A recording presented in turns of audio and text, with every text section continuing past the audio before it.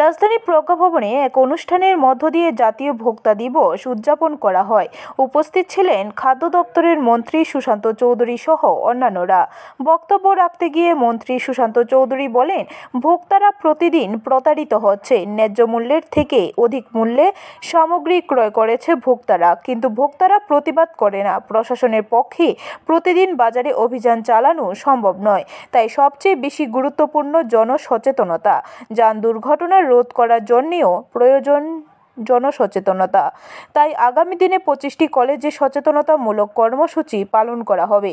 মূলত নেশামুক্ত ত্রিপুরা গড়া, যান দুর্ঘটনার লাগাম টানা ও ভোক্তাদের সচেতন করতে এই সচেতনতামূলক কর্মসূচি পালন করা হবে।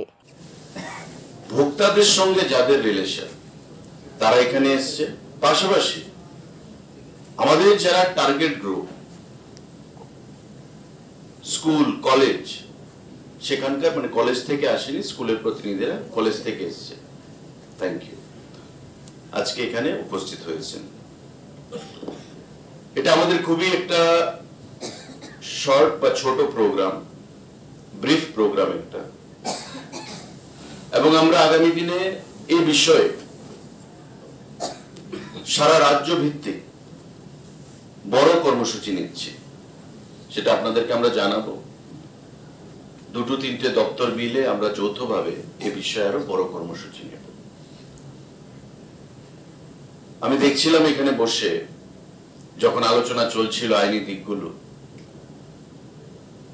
অনেকে মোবাইল টিপছে, অনেকে ঘুমোচ্ছে, ল্যাক অফ ইন্টারেস্ট অনেকের মধ্যে, নট অল।